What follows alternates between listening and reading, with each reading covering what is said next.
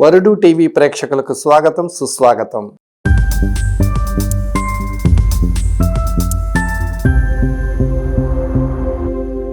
మన motivation sessions లో ఈరోజు మన అంశం వచ్చి మోటివేషన్.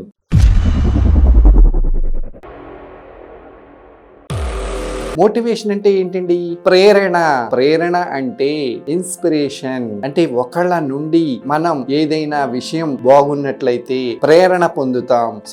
నేను చిన్నప్పుడు ఒక పాఠశాలకి వెళ్ళేవాడిని. ఆ పాఠశాలలో ఉపాధ్యాయులు చాలా చక్కగా విషయాన్ని బోధించేవాళ్ళు. వాళ్ళు చెప్పినటువంటి అంశాలలో ఎన్నో ప్రేరణతో కూడుకున్నటువంటి విషయాలు ఉన్నాయి.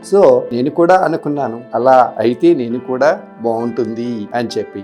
మనం పాఠాలు నేర్చుకునేటప్పుడు ఏవైతే మనని ప్రేరేపిస్తాయో, ఏవైతే మనకు ఇష్టంగా ఉంటాయో అటువంటి వాటి యందు మనం దృష్టి పెట్టి నేర్చుకోవాలి. మీ అందరికీ తెలిసిందే, 10వ తరగతి వరకు మనం Telugu, Hindi, English, Sanskrit, maths, science, social, next activities, games and sports, ఇలా ఎన్నో విషయాలు నేర్చుకుంటామండి. మరి 10వ తరగతి అయిపోగానే ఇంటర్మీడియట్ కి వెళ్ళగానే అక్కడ ఎంపీసీ, బైపీసీ, సిఈసి, ఎంఈసి, ఈ విధంగా మనకి నచ్చినటువంటి గ్రూప్స్ ని మనం తీసుకుంటాం. అలాగే డిగ్రీకి వెళ్ళిన తర్వాత మనకి ఏ సబ్జెక్ట్ మీద ఇంట్రెస్ట్ ఆ సబ్జెక్ట్. పూర్వం కామర్స్ మీద ఇంట్రెస్ట్ ఉందనుకోండి, బీకామ్ చదువుతాం. సైన్స్ మీద ఇంట్రెస్ట్ ఉందనుకోండి, బిఎస్సి చదువుతాం. అదే విధంగా మనకి రాజకీయాల మీద ఇంట్రెస్ట్ ఉందనుకోండి, పొలిటికల్ సైన్స్ చదువుతాం. అలాగే ఇంజనీర్ అవ్వాలనుకుంటే ఇంజనీరింగ్, డాక్టర్ అవ్వాలనుకుంటే మెడిసిన్, ఈ విధంగా కోర్సుని మనం చదువుతాం.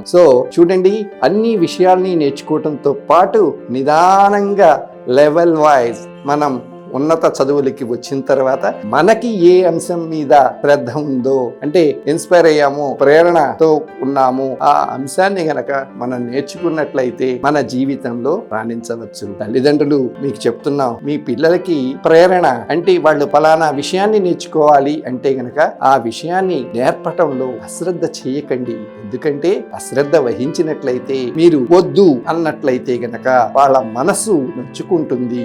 నొచ్చుకున్నట్లయితే గనక చదువులో రాణించలేరు. మరి నొచ్చుకోకుండా చదువులో బాగా రాణించాలి అంటే వారి యొక్క అభిప్రాయాలు, అభిరుచులు తెలుసుకుని వాటికి మీరు చేయూతనిచ్చినట్లయితే జీవితంలో వారు ఎంతో ఎత్తుకి ఎదుగుతారు. మీ అందరికీ తెలుసు, రోజు ఇంట్లో మీరు ఇష్టమైనటువంటి వంటలు చేస్తారు. ఎందుకు అలా చేస్తారు? మీరు చేసింది నలుగురు తింటే మీరు హ్యాపీగా ఫీల్ అవుతారు. అదే విధంగా పిల్లలకి కూడాను వాళ్ళకి ఇష్టమైనది గనక మనం అందినిచ్చినట్లయితే హ్యాపీగా ఫీల్ అవుతారు. లైఫ్ లో చాలా చక్కగా సెటిల్ అవుతారు. మరి ప్రేరణ అంటే ఇదేనండి. స్నేహితులు ఉంటారు, స్నేహితులతో కలిసి ఎందుకు చదువుకుంటారనుకుంటారు? స్నేహితులతో కలిసి ఎందుకు బయటకు వెళతారనుకుంటారు? పాఠశాల నుంచి స్నేహం అనేది ఏర్పడుతుంది. అందరికంటే కూడాను ఎక్కువ స్నేహంగా ఉండేవాళ్ళు ఎవరంటే పాఠశాల విద్యలో ఏర్పడ్డటువంటి స్నేహితులే నిజమైనటువంటి స్నేహితులు. ఎందుకంటే మనం పెద్దయినా 40 సంవత్సరాలు కాదు, 50 సంవత్సరాలు అయినా సరే మనం మన స్నేహితులతో మనసు విప్పి మాట్లాడుకోగలమండి. అదే ఉన్నత చదువులకు వెళ్ళిన తర్వాత ఎవరైతే ఉంటారో వారితో స్నేహం ఏర్పడ్డా కూడాను అంత చనువుగా మనం ఉంటాం అనమాట. అదే విధంగా ప్రేరణ అనేటటువంటిది పిల్లలు స్నేహితుల ద్వారా పొందొచ్చు, తల్లిదండ్రుల ద్వారా పొందొచ్చు, తాత ముత్తాతల ద్వారా పొందొచ్చు, పాఠశాలలో ఉపాధ్యాయుల ద్వారా పొందవచ్చు, సమాజంలో ఉన్నటువంటి ఎంతో మంది వ్యక్తుల ద్వారా పొందొచ్చు. టీవీలో ప్రోగ్రామ్స్ చూస్తుంటామండి, మనకి నచ్చినటువంటి ప్రోగ్రామ్ కనుక నచ్చితే నేను కూడా అలా అయితే బాగుండు అని ప్రేరణ పొందుతాం కదండి. అదే విధంగా పద్యాలు, పాటలు ఏవైతే రాగయుక్తంగా మన మైండ్ కి ఇంపుగా ఉంటాయో వాటిని మనం మరొకసారి వినడానికి ఇంట్రెస్ట్ చూపిస్తాము.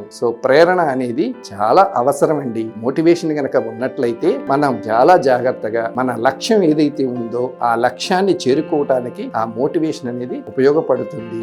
మై డియర్ పేరెంట్స్, మీరు మీ ఇంట్లో ఉన్నటువంటి మీ పిల్లలు ఏదైతే అడుగుతారో దానిని జాగ్రత్తగా వినండి.